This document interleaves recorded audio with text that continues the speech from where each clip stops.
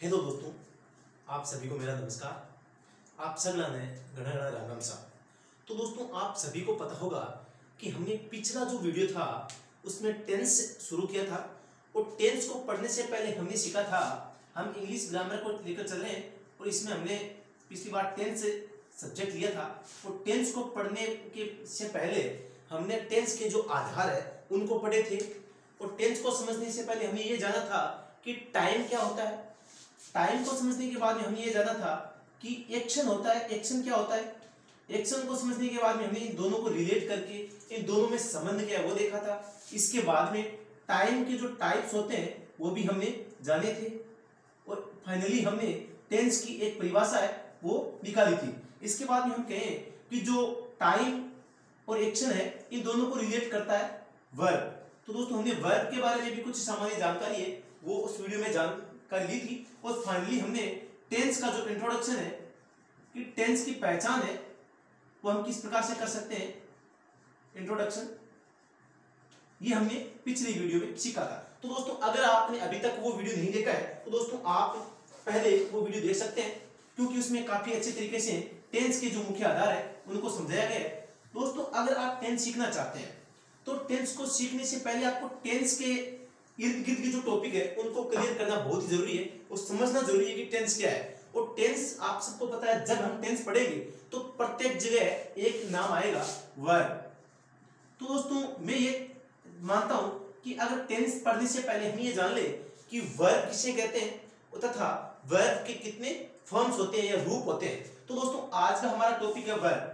आप सबको पता होगा कि वर्ब को हिंदी में क्रिया कहते हैं और अब ये वर्ब कहते किसे हैं, अगर ये बात हमारे सामने आ जाए तो दोस्तों हम कह सकते हैं कि किसी भी कार्य का होना या किसी भी घटना का घटित होना ही क्या है, क्रिया है।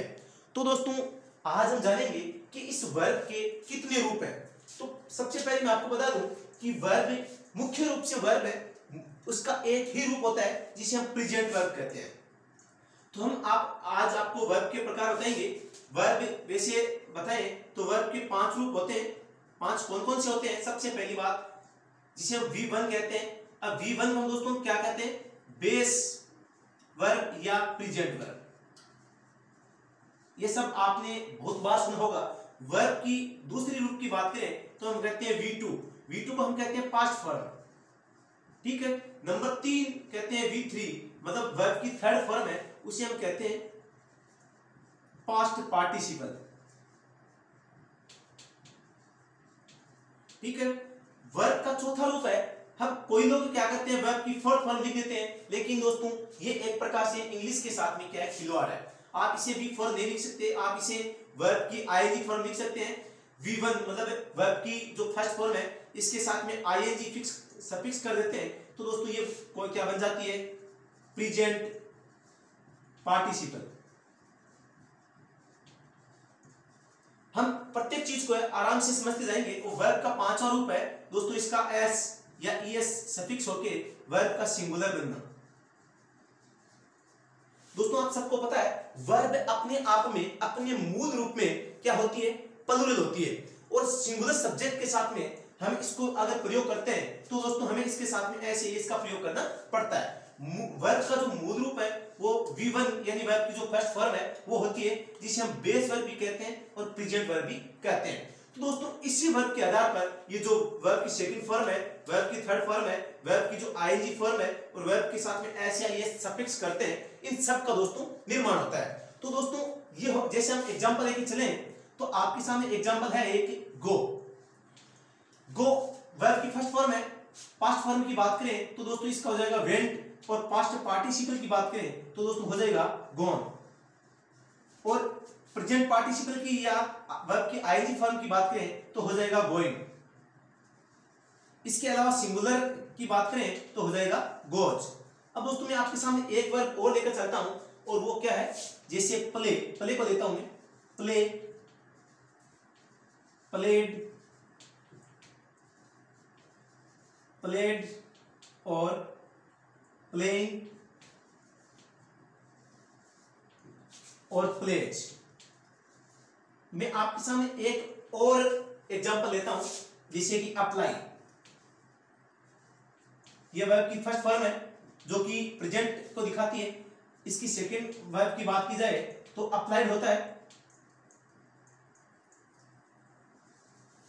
थर्ड फॉर्म भी अप्लाइड है और ये हो जाएगा अप्लाइंग। और इसकी वर्ब की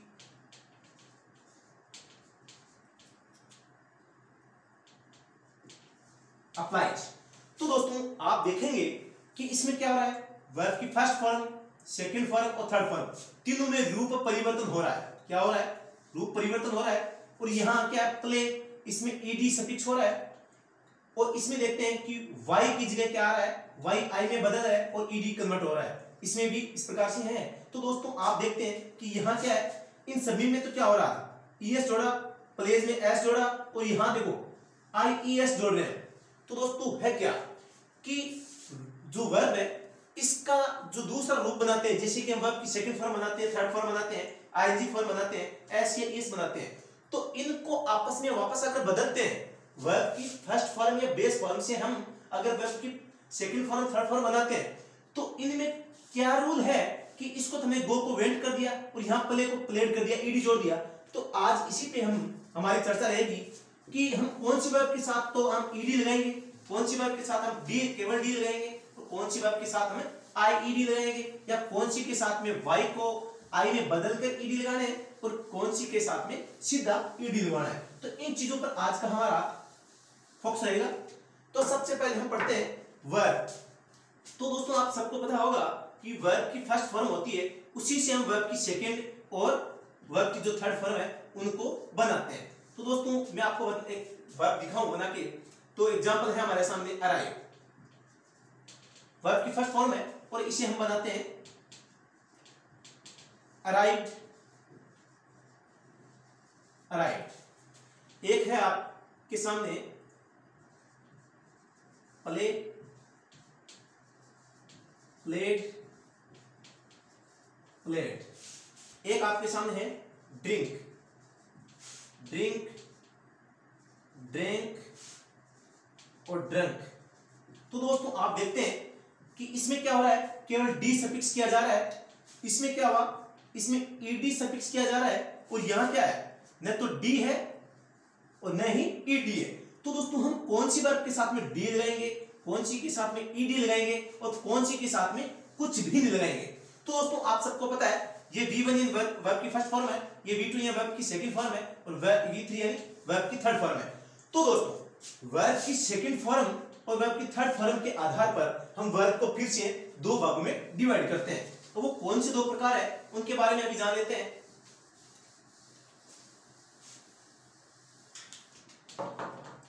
वर्ब की सेकंड वर्ब की थर्ड फॉर्म के आधार पर वर्ब,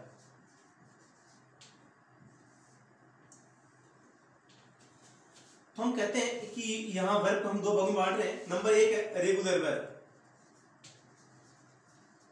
और एक कहती है इरेगुलर वर्ब।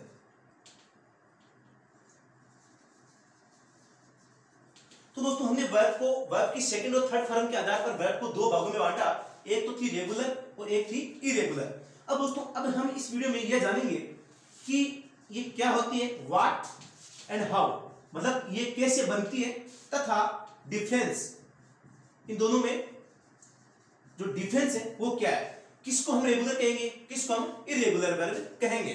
तो दोस्तों सबसे पहले हम जान लेते हैं कि ये क्या है तथा ये कैसे बनती है तथा इनमें अंतर क्या है। तो सबसे पहला ही प्रश्न हमारे सामने आता है कि ये रेगुलर वर्ब कौन सी होती है, इरेगुलर वर्ब कौन सी होती है तथा इनको बनाते कैसे हैं, इन पर आज हमारी चर्चा रहेगी। सबसे पहले मैं देता हूं आपके सामने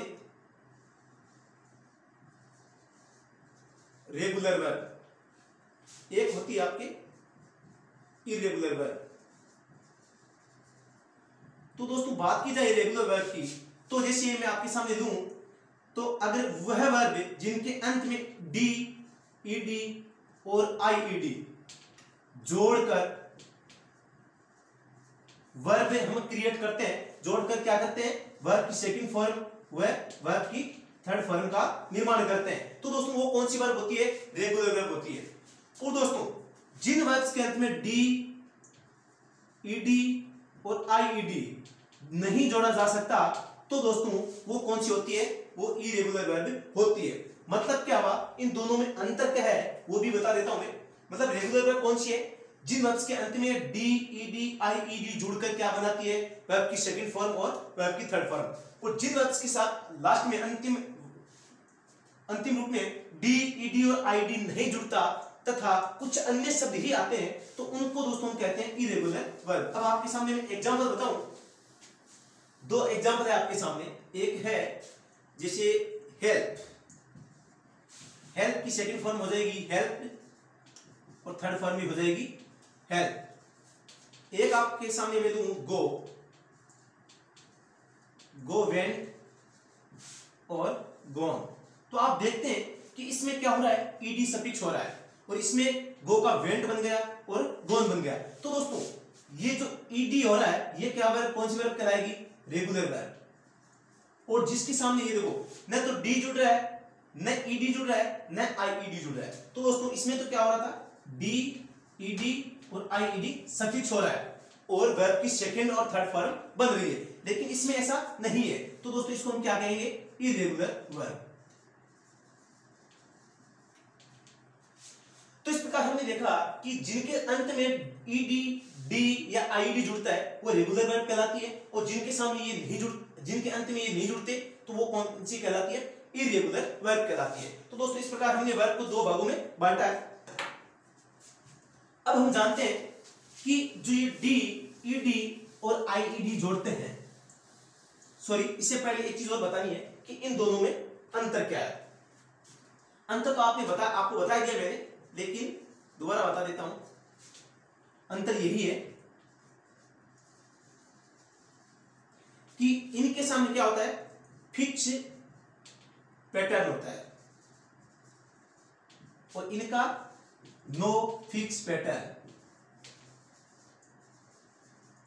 अगर हम रेगुलर वर्ब की सेकंड फॉर्म और थर्ड फॉर्म बनाते हैं तो इनका क्या होता है, फिक्स पैटर्न होता है। इसमें फिक्स होता है कि आप कौन सी वर्ब के साथ में कौन सा जोड़ते हैं, लेकिन इसमें कोई स्पेशल रूल नहीं है कि आप कौन सी वर्ब के अंत में क्या जोड़ोगे और क्या जोड़कर आप वर्ब की सेकंड फॉर्म और वर्ब की थर्ड फॉर्म बनाते हैं। तो दोस्तों इसका कोई फिक्स पैटर्न नहीं है, इसका एक फिक्स पैटर्न है। अब ये जो वर्ब रेगुलर वर्ब है इसका जो फिक्स पैटर्न है वो क्या है, इसी पर आज हमें चर्चा करेंगे। तो दोस्तों अब हम पढ़ने वाले हैं रेगुलर वर्ब। अब हमारा टॉपिक शुरू होता है रेगुलर वर्ब कि रेगुलर वर्ब है वो किसे कहते हैं और रेगुलर वर्ब के द्वारा जो बेस वर्ब होती है हमारी, बेस वर्ब से, बेस वर्ब को हम क्या कहते हैं, प्रेजेंट भी कहते हैं, प्रेजेंट वर्ब भी, और इसे V1 भी कहते हैं और इसके द्वारा हम V2 व V3 का निर्माण करने वाले हैं। आज का हमारा फार्मूला ये है कि बेस या प्रेजेंट या V1 के द्वारा हम V2 व V3 मतलब वर्ब की जो सेकंड फॉर्म है और वर्ब की थर्ड फॉर्म है उसका निर्माण करने वाले हैं। तो दोस्तों इसका जो रेगुलर वर्ब है इसका रूल नंबर फर्स्ट है वो क्या कहता है, रूल नंबर फर्स्ट है, अगर आपके पास में पेन और कॉपी है तो मैं आपसे चाहूंगा कि आप इनको नोट डाउन करते हुए चले। रूल फर्स्ट ये कहता है कि अगर वर्ब के अंत में, वर्ब के अंत में ई है, ई हो तो डी, डी जोड़े। रूल फर्स्ट क्या है, वर्ब के अंत में ई है तो क्या जोड़ना है, डी जोड़ना है। जैसे मैं आपके सामने एग्जांपल दूं तो एग्जांपल है आपके, एक तो हो गया हेल्प, डांस, यूज, लव, बहुत है। तो दोस्तों देखते हैं कि ये V1 है, इसे हम जो V2 है वर्ब की सेकंड फॉर्म है और वर्ब की थर्ड फॉर्म है इसका निर्माण करते हैं। तो हेल्प से हम कहते हैं कि, सॉरी कुछ गलत हो गया है, हमें इसे बदलना होगा। जिनके अंत में ई है वही हमें लेनी है, तो हम ले सकते हैं ए के अराइव। अब देखो इन सब के लास्ट में क्या है, ई आ रहा है, तो सेकंड फॉर्म बनाएंगे तो अराइव, डी सफिक्स कर दिया, डांस ई है अंत में तो डी सफिक्स कर दिया, यूज में भी क्या है ई है तो डी सफिक्स कर दिया, लव में भी क्या है ई है तो डी सफिक्स कर दिया। तो हम कहते क्या है, पहला रूल क्या कहता है कि वर्ब के अंत में अगर ई है तो आप डी जोड़कर वर्ब की सेकंड और थर्ड फॉर्म है वो बना सकते हैं। तो जो थर्ड फॉर्म है वह भी सेम रह जाएगी, अराइव्ड की अराइव्ड, डांस्ड, यूज्ड और लव्ड। तो आप समझ गए होंगे कि पहला रूल क्या है। तो दोस्तों इस प्रकार जो रेगुलर वर्ब के जो रूल है उनको आज हम इस वीडियो में पढ़ने की पूरी कोशिश करेंगे और मुझे पूरी उम्मीद है कि ये आपने जो ये पहला रूल है आपने जरूर समझा होगा। अब दोस्तों बात करते हैं रूल नंबर 2 की। रूल नंबर 2 है वो क्या कहता है। रूल नंबर 2 ये कहता है कि वर्ब के अंत में ई न हो तो, अगर वर्ब के अंत में ई न हो तो क्या करना है, ईडी जोड़कर, क्या करना है, ईडी जोड़कर वर्ब की सेकंड फॉर्म व वर्ब की थर्ड फॉर्म है उसका निर्माण आपको करना है। मतलब कि पहले नियम में हमें क्या पढ़ा कि अगर अंत में ई है तो हमें डी जोड़ना था, और सेकंड रूल क्या है, अगर ई नहीं है तो हमें क्या जोड़ना है, ईडी जोड़ना है। तो दोस्तों जैसे एग्जांपल लेते हैं जिनके सामने मतलब ई नहीं हो, जैसे हेल्प हो गया, ओपन हो गया, वर्क हो गया और हेल्प ओपन वर्क ये हो गया आपके आस्क। तो दोस्तों ये वर्ब की फर्स्ट फॉर्म है आप देखते हैं, और किसी के सामने क्या है, ई नहीं है। तो ई नहीं है तो हमें क्या सफिक्स करना है, ईडी सफिक्स करना है। तो सेकंड फॉर्म बनाते हैं तो बनती है हेल्प, थर्ड फॉर्म भी क्या बनती है, हेल्प। इसी प्रकार ओपन है तो ओपन की बात करें, ओपन्ड, ओपन्ड। वर्क की बात करें,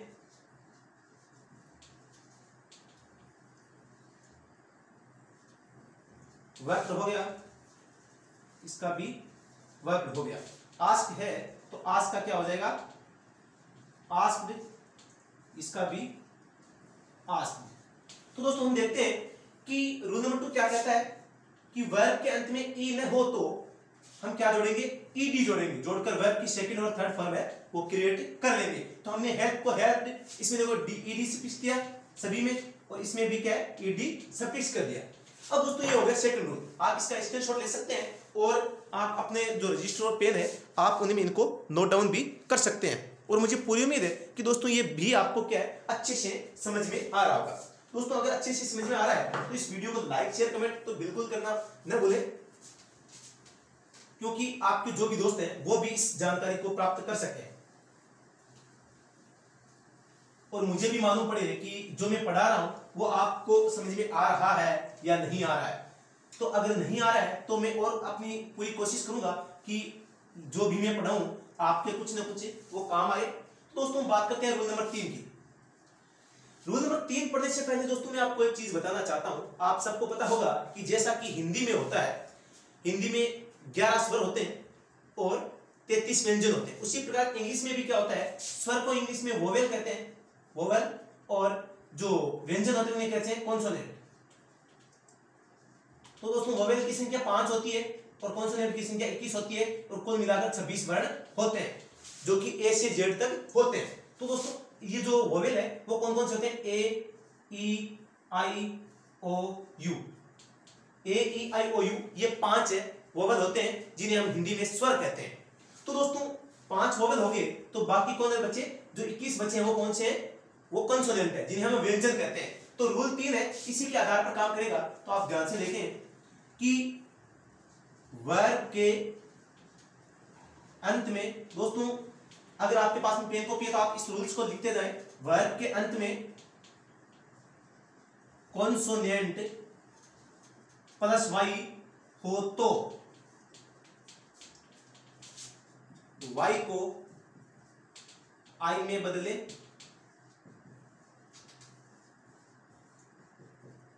वह ईडी जोड़े, और वर्ब की सेकंड फॉर्म है और वर्ब की थर्ड फॉर्म है, इन दोनों को आप बना दे रहे। तो उसमें रूल क्या है, रेगुलर वर्ब को तीसरा रूल ये है कि वर्ब के अंत में कॉन्सोनेंट, कॉन्सोनेंट किसे कहते हैं दोस्तों, कॉन्सोनेंट कहते हैं व्यंजन को। हिंदी में जिस प्रकार 33 व्यंजन होते हैं उसी प्रकार अंग्रेजी में भी क्या होते हैं, 21 व्यंजन होते हैं। वोवेल कितने होते हैं? 5 होते हैं, और कॉन्सोनेंट कितने होते हैं दोस्तों? 21 होते हैं। तो दोस्तों रूल नंबर 3 है कि अगर वर्ब के अंत में कॉन्सोनेंट प्लस वाई हो तो दोस्तों वाई को आई में बदलकर ईडी जोड़ देते हैं और वर्ब की सेकंड फॉर्म और थर्ड फॉर्म में बना देते हैं। अब दोस्तों वो कौन कौन से हैं? जैसे हम एग्जांपल लेते हैं तो आपके सामने एग्जांपल आता है। एग्जांपल नंबर 1 है अप्लाई। अप्लाई की ये आप सबको पता है वर्ब की फर्स्ट फॉर्म है, सेकंड फॉर्म बनाते हैं तो अप्लाई का आप देख सकते हैं APPL। आप देख सकते हैं यहाँ वाई है, वाई से पहले क्या है? एल है, और एल क्या है दोस्तों? कॉन्सोनेंट है, वोवेल है, क्योंकि वोवेल में केवल ए ई आई ओ यू है। इसका मतलब ये क्या हुआ? एल क्या है? कॉन्सोनेंट है। तो कॉन्सोनेंट है, इसका मतलब ये रूल लागू हो रहा है। तो हमें क्या करना है? वाई को आई में बदलना है और ईडी सफिक्स कर देना है, तो बन गया अप्लाइड। इसी प्रकार वर्ब की जो तीसरी फॉर्म है वो भी बन जाएगी APPLIED। तो दोस्तों हमने इसमें क्या सफिक्स किया? IED, और वाई को क्या किया? हटा दिया। और एग्जांपल लेते हैं जैसे ट्राई। इसमें भी क्या है? आई है, आई से पहले क्या है? वोवेल है, कॉन्सोनेंट है। वोवेल हम कहते हैं कि AEIO 5 होते हैं, यहाँ आर है मतलब क्या है? कॉन्सोनेंट है, तो ये रूल लागू होता है। तो इसमें भी क्या है? हम वाई को हटा देते हैं, तो TRIED ट्राइड। हमने वाई को आई में बदला और ईडी जोड़ दिया, और थर्ड फॉर्म भी क्या बन गई? ट्राइड। दोस्तों एक और एग्जांपल लेते हैं मेरी, MARRY। दोस्तों इसमें भी आप देखते हैं कि वाई है, वाई से पहले क्या? आर है, तो दोस्तों इसमें भी ये कॉन्सोनेंट प्लस वाई का रूल है, लागू होता है। तो MARRIED मेरी, और ये भी हो गया MARRIED। तो दोस्तों मुझे पूरी उम्मीद है कि ये भी आपको है वो समझ में आ गया होगा कि रूल नंबर पहला क्या कह रहा था। अगर ई है तो डी जोड़ना है, अगर ई नहीं है तो ईडी जोड़ना है। और दोस्तों नंबर 3 क्या था कि कॉन्सोनेंट प्लस वाई है तो दोस्तों IED जोड़ना है आपको, वाई को हटाकर IED जोड़ना है। अब नंबर 4 है वो 3 का एक अपवाद है, 3 का स्पेशल रूल है, वो मैं आपको बताता हूं। तो दोस्तों हम प्रत्येक चीज को अगर एक बार ढंग से समझ लें तो दोस्तों जब हम टेंस पढ़ेंगे तो हमारे सामने जो बहुत सारी समस्या आती है वो एक भी समस्या है वो नहीं आएगी, इसकी मैं गारंटी लेता हूं। तो दोस्तों मैं पूरी कोशिश करूंगा कि जो भी पढ़ाऊंगा वो आपके कुछ ना कुछ है वो काम आए। तो दोस्तों इसमें क्या है? हम ले रहे हैं रूल नंबर 3 का स्पेशल। ध्यान रखना आप, वर्ब के अंत में वोवेल, इससे पहले में क्या था? वर्ब के अंत में कॉन्सोनेंट था। अब की बात क्या है? वर्ब के अंत में वोवेल प्लस वाई। अगर वर्ब के अंत में वोवेल प्लस वाई हो तो हमें क्या करना है? सीधा ईडी जोड़कर, ईडी जोड़े वह ईडी जोड़े, और क्या करना है? वर्ब की सेकंड फॉर्म व वर्ब की थर्ड फॉर्म क्रिएट करें। तो दोस्तों एग्जांपल लेते हैं। पहले क्या था कि अगर कॉन्सोनेंट प्लस वाई था तो हम क्या कर रहे थे? वाई को आई में बदल रहे थे। लेकिन यहाँ क्या है? अगर वर्ब के अंत में वोवेल प्लस वाई है तो हमें क्या करना है? सीधा ईडी जोड़ना है, वाई को हटाना नहीं है। ये रूल नंबर 3 का स्पेशल रूल है। अब एग्जांपल लेते हैं, तो एग्जांपल के रूप में हम देखते हैं कि एक तो हो गया आपके प्ले। तो प्ले में आप देखते हैं वाई है और वाई से पहले ए है, तो दोस्तों इसमें ए क्या है? वोवेल है, कॉन्सोनेंट है। वोवेल है तो ये वोवेल प्लस वाई हो गया। तो दोस्तों क्या करेंगे? हमें वाई को हटाना नहीं है, सीधा क्या कर देना है? ईडी सफिक्स कर देना है। तो इसकी सेकंड फॉर्म बनाते हैं, तो प्ले से बन जाएगा प्लेट, और थर्ड फॉर्म भी क्या बन जाएगी? प्ले से प्लेट। तो दोस्तों मुझे पूरी उम्मीद है कि ये आपको समझ में आ गया होगा।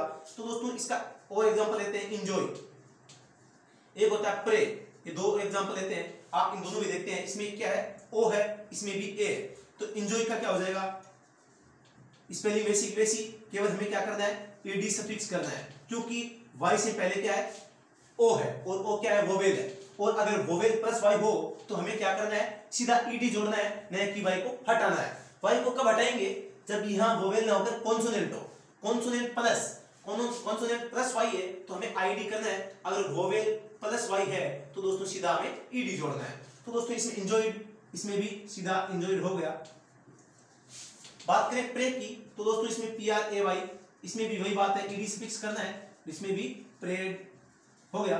तो दोस्तों मुझे पूरी उम्मीद है कि ये भी रूल आपको समझ में आ गया होगा। अगर समझ में आ गया है तो आप इसका स्क्रीनशॉट ले लेंगे और अपनी कॉपी में इस रूल को भी लिख लेंगे, क्योंकि किसी भी रूल को आप अगर बार बार वीडियो में देखते हैं तो आपका बहुत ज्यादा समय है वो जाया होता है। तो मैं ये चाहता हूं कि आपको ये वीडियो दोबारा देखने की आवश्यकता नहीं पड़े। इसलिए इस वीडियो में जो भी कंटेंट आपको लगता है कि बहुत ही महत्वपूर्ण है या कुछ नया है, कुछ अच्छा है, तो दोस्तों क्यों ना उसको एक ही बार में अपनी कॉपी में लिख लें, ताकि आपको दोबारा से इस वीडियो को ओपन करने की आवश्यकता न पड़े।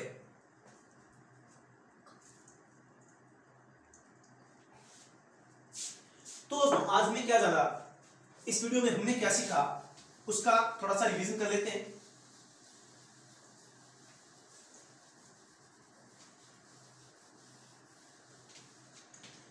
आज हमने जाना कि टेंस को सीखने के लिए सबसे पहले हमें टेंस के जो बेसिक रूल्स हैं उनको पढ़ने चाहिए, जो कि हमने इससे पहले वाले वीडियो में पढ़ लिए। बाद में हमने ये कहा कि टेंस को पढ़ने के लिए हमें वर्ब को समझ लेना चाहिए कि वर्ब के कितने रूप होते हैं। तो दोस्तों आज हमने वर्ब को समझने की कोशिश की और सबसे पहले हमने ये कहा कि वर्ब का जो मुख्य रूप होता है या वर्ब का जो मूल रूप होता है वो वर्ब का बेस फॉर्म कहलाती है या वर्ब की प्रेजेंट फॉर्म कहलाती है या उसे हम V1 कहते हैं। तो दोस्तों V1 के आधार पर ही हमने क्या किया, V1 के आधार पर V2 वर्ब की सेकंड फॉर्म बनाई, इसी के आधार पर हमने क्या किया, वर्ब की थर्ड फॉर्म बनाई, तो इसी के आधार पर ING फॉर्म बनती है और इसी के आधार पर दोस्तों सिंगुलर S या ES बनती है। तो दोस्तों हमने ING और S या ES का रूल आज नहीं पढ़े, ये अगले वीडियो में पढ़ेंगे, लेकिन आज हमने जाना कि वर्ब की फर्स्ट फॉर्म है उससे ही वर्ब की सेकंड और थर्ड फॉर्म बनाई जाती है और इस वर्ब की सेकंड फॉर्म के आधार पर वर्ब को फिर से दो भागों में बांटा गया, एक थी रेगुलर वर्ब, एक थी इरेगुलर वर्ब। तो दोस्तों हमने आज रेगुलर वर्ब के माध्यम से जो वर्ब की सेकंड फॉर्म और थर्ड फॉर्म का जो निर्माण करते हैं, जो रूप बनाते हैं, उनको सीखा।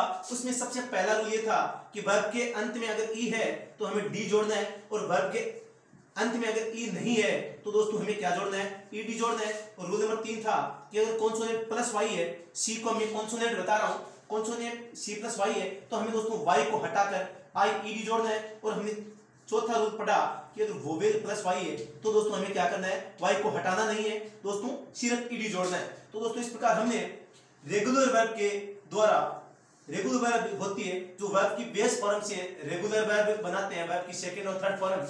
इसके क्या रूल होते हैं, कौन सी वर्ब के अंत में हमें डी जोड़ना है, कौन सी वर्ब के अंत में हमें ईडी जोड़ना है और कौन सी वर्ब के अंत में हमें आईईडी जोड़ना है। इस प्रकार ये चारों रूल है वो हमने आज इस वीडियो में सीखे हैं। और इसके अलावा जो भी बाकी बचे हैं, जैसे ING को सफिक्स करने का जो रूल है, एस या ES का जो रूल है, ये पढ़ेंगे। इसके बाद हम पढ़ेंगे कि इरेगुलर वर्ब है वो किसे कहते हैं, इसके कितने टाइप्स हैं और इनको किस प्रकार से डिवाइड किया जा सकता है या इनका किस प्रकार निर्माण किया जा सकता है, उनके क्या नियम है, क्या रूल है, उनको भी हम सीखने की कोशिश करेंगे। दोस्तों अगर ये वीडियो आपको पसंद आया है तो दोस्तों लाइक तो जरूर बनता है, और अगर पसंद नहीं आया है तो आपके सामने डिसलाइक का भी बटन है, आप कर सकते हैं। लेकिन डिसलाइक करते समय मैं आपसे रिक्वेस्ट करता हूं कि आप ये जरूर बताएं कि आपको इस वीडियो में कौन सी सामग्री है जो आपको पसंद नहीं आई या आपको मतलब क्या दिक्कत इस वीडियो में आई, वो जरूर बताएं, ताकि इसके आगे जो भी वीडियो आए ताकि उसमें हम कम से कम उस गलती को है वो सुधार सके।